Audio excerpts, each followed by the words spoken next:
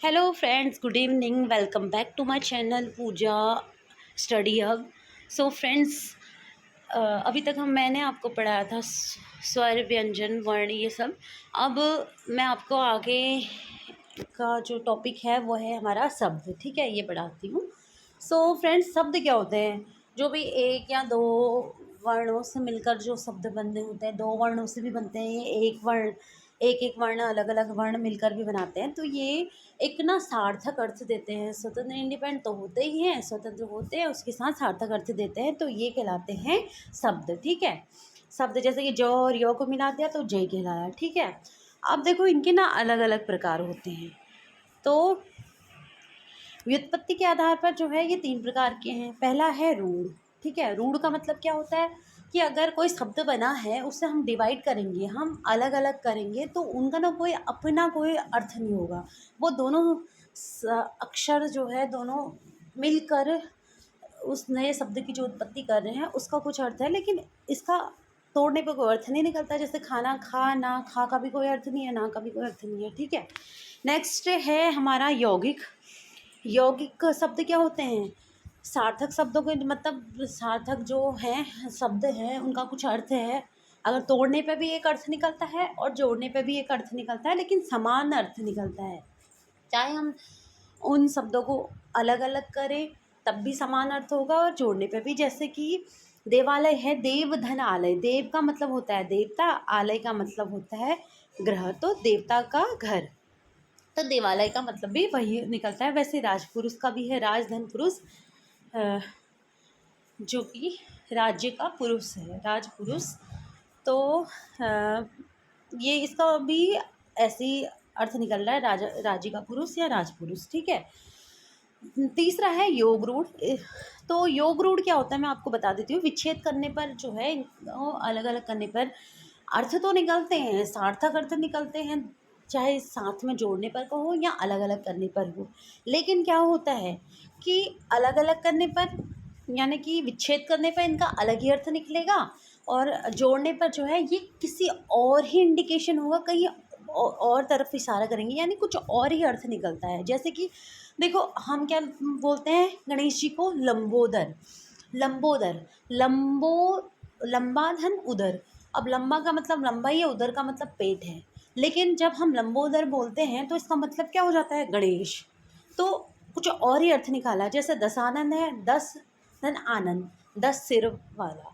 अब लेकिन उसका दशानन का मतलब क्या होता है? रावण। कुछ और ही अर्थ निकल रहा है। तो इस तरह से योग रूढ़ संख्या होती है, सॉरी योग रूढ़ शब्द होता है।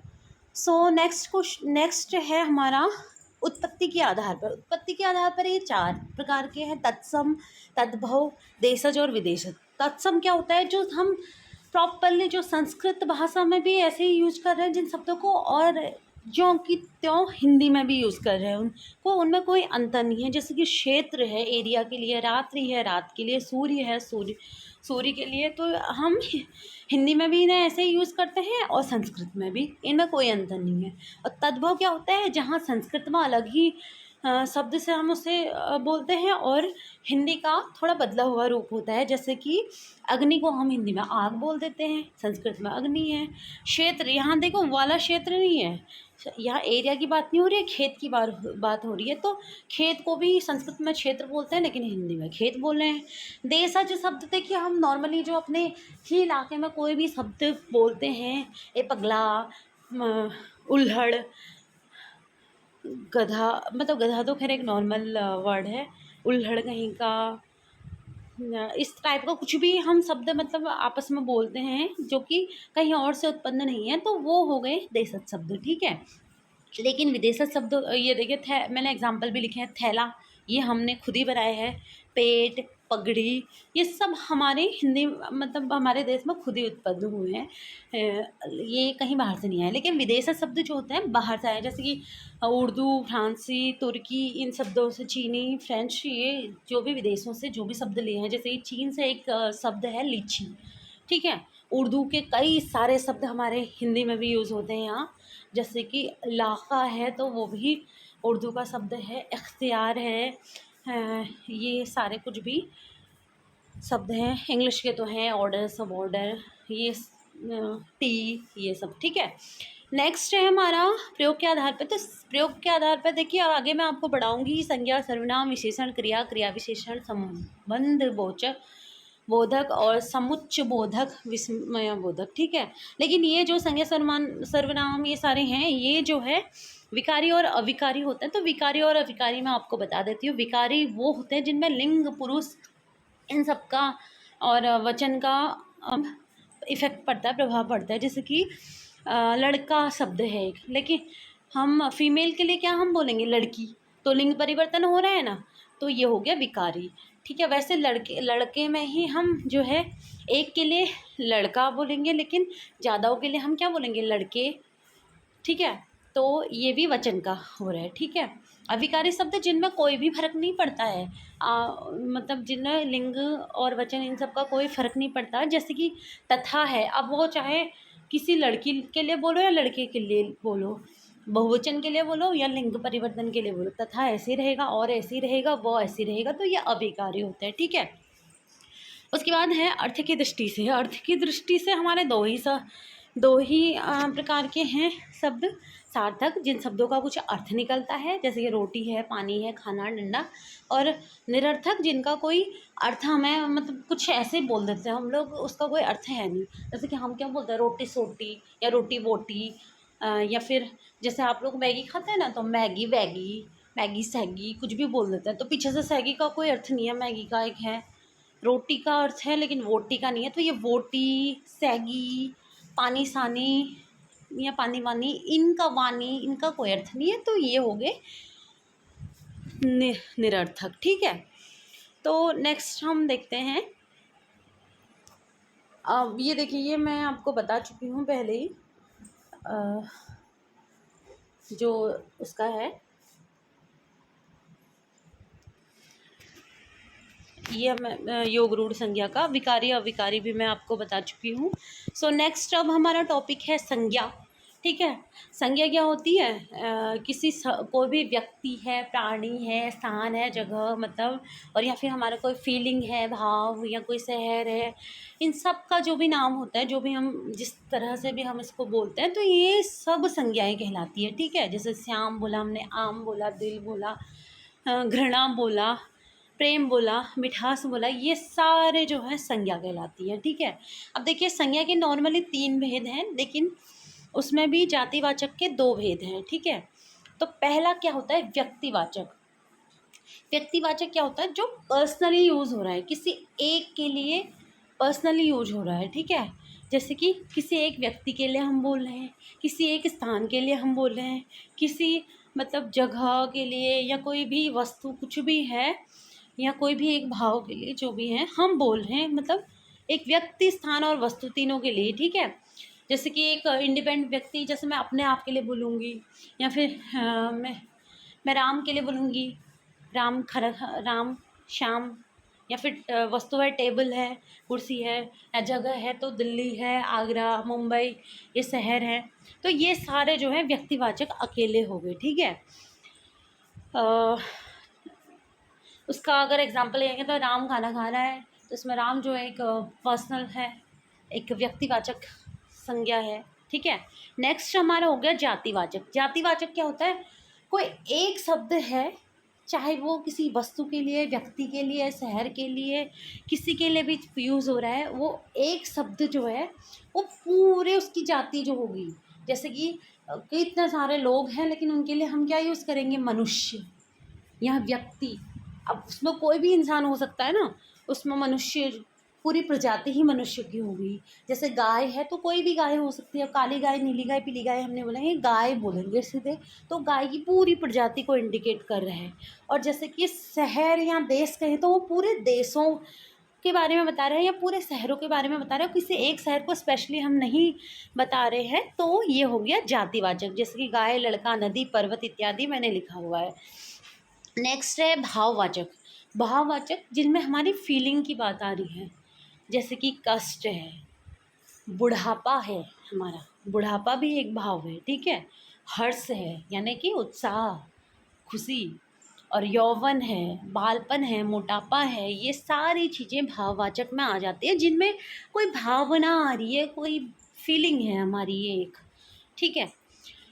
अब देखिए जातिवाचक के दो और भेद होते हैं, मैंने आपको बताया था। तो एक होता है द्रव्यवाचक। द्रव्यवाचक में क्या होता है, जहाँ पे क्या है द्रव, ठोस, ये चीज़ें आती हैं। द्रव्य आते हैं, मतलब जैसे कि पानी के लिए बोल दिया हमने, कोई धातु के लिए बोल दिया, सामग्री कोई भी पदार्थ है इनके लिए बोल दिया। अब जैसे गेहूँ है, चावल है, अंगूर है, फल है, ये सारे जो हैं द्रव्यवाचक कहलाएंगे। सोना है, पानी या ऊन, कोई भी चीज़ हम ऐसी यूज़ कर रहे हैं जो द्रव्य कहलाता है। द्रव्य आपको पता ही होगा, ठोस और क्या कहते हैं, द्रव, ठोस और गैस, इन चीज़ों को द्रव्य बोलते हैं। नेक्स्ट है समूहवाचक। समूहवाचक क्या होते हैं, समूहवाचक जो मतलब ग्रुप में होते हैं।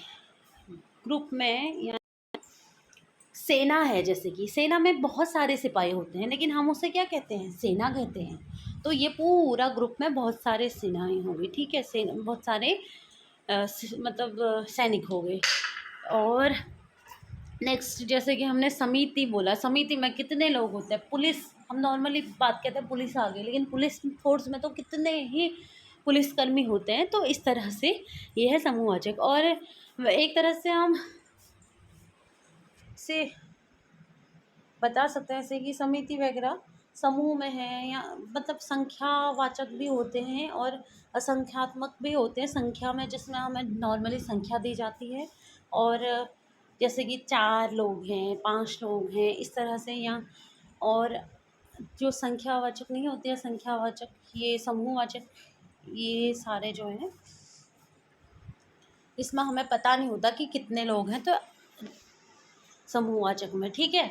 और संख्यावाचक में हमें पता होता है, से ये समूहवाचक संख्यावाचक भी कहलाता है, एक संख्या जिसमें हमें बताएगी है। सो नेक्स्ट हम अब नेक्स्ट टॉपिक पे आते हैं।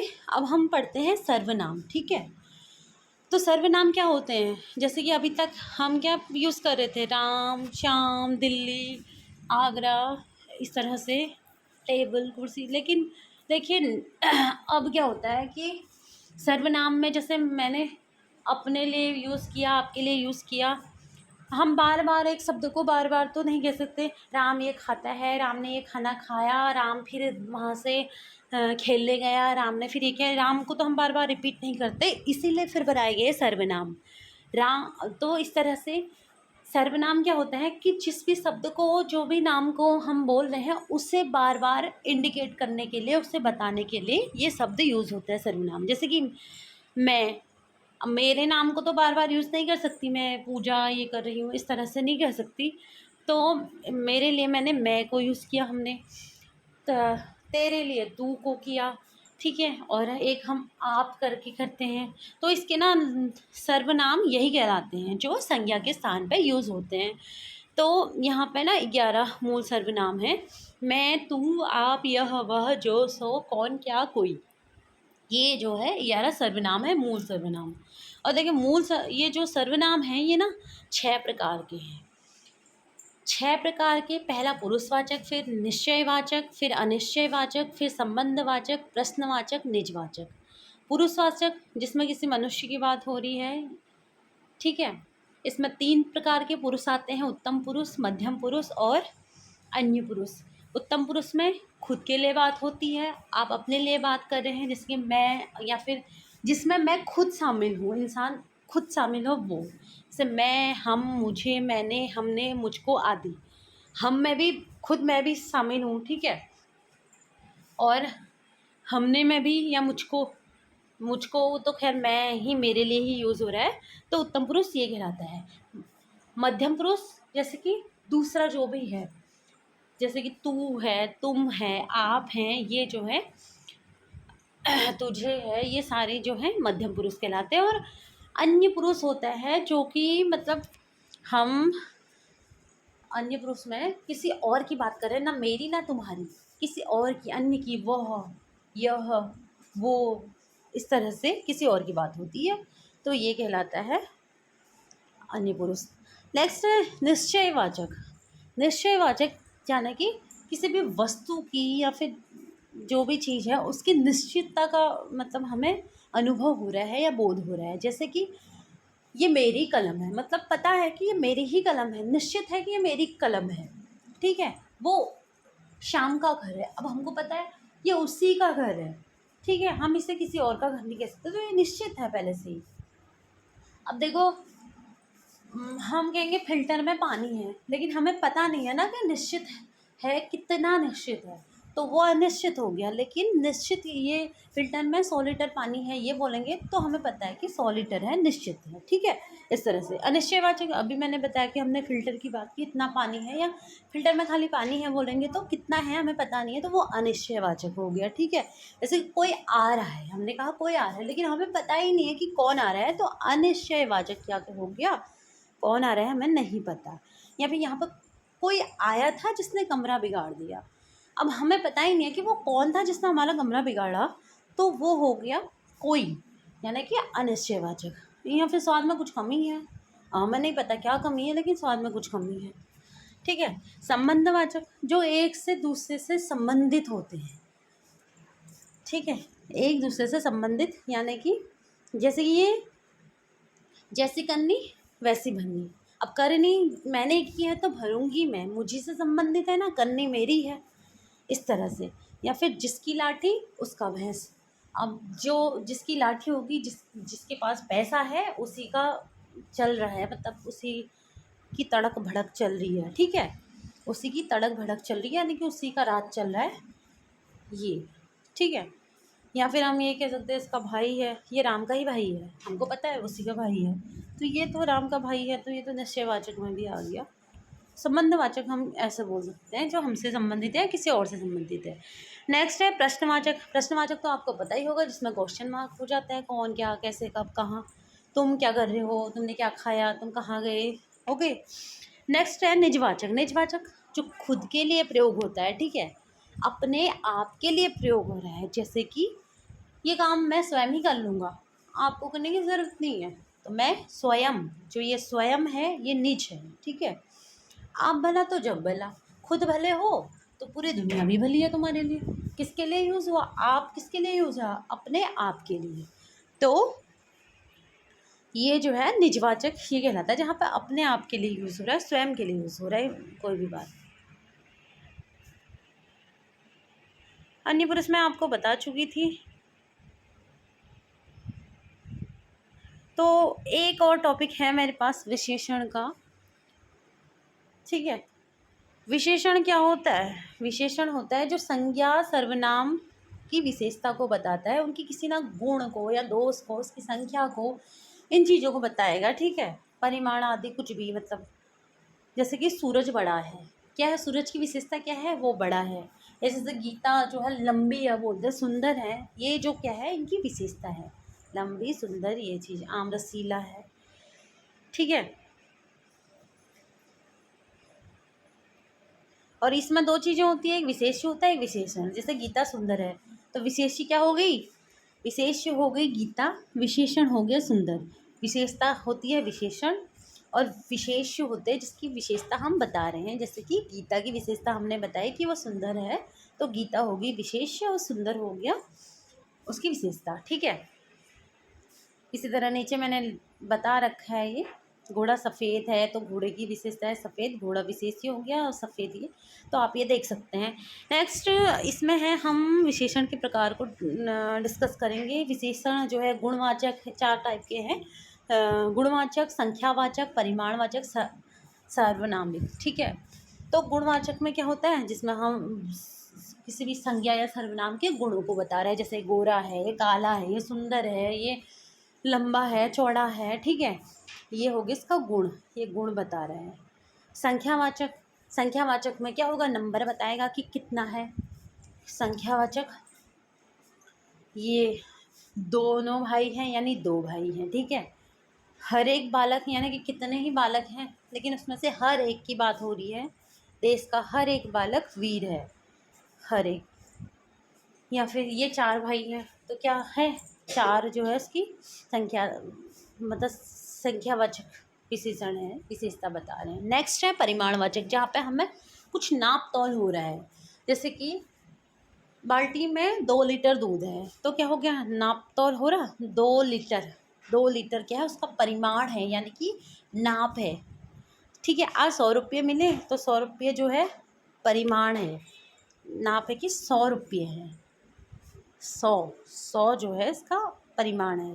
थोड़ा सा पानी दे दो, अब थोड़ा सा मांगा है, कुछ ना कुछ अमाउंट तो मिलेगा। तो अनिश्चित है भले ही, लेकिन थोड़ा सा का मतलब परिमाण वचक आ जाएगा। फिर हो गया सार्वनामिक, जो सर्वनाम मूल में प्रत्यय आदि जुड़ने से लगता है। जहाँ पर सर्वनाम का मूल है उसमें प्रत्यय जुड़ जाता है, जैसे कि मूल यानी शुरुआत। ठीक है, ऐसा आदमी कहाँ मिलेगा, ये ऐसा, ये जो है प्रत्यय है। ये तो सार्वनामिक प्रत्यय हो गया। ठीक है, तो आज हमने क्या क्या पढ़ा, हमने पढ़ा शब्द पढ़ा, संज्ञा पढ़ा, सर्वनाम पढ़ा, विशेषण पढ़ा। तो ये चीज़ें हमने पढ़ ली हैं। नेक्स्ट टॉपिक भी मैं आपको जल्दी ही लेके आऊँगी आप लोगों के लिए। तब तक के लिए thank you for watching my video, and next video भी आपको बहुत जल्दी ही मिलेगी। सो तब तक के लिए bye bye, and please like and share and subscribe my channel.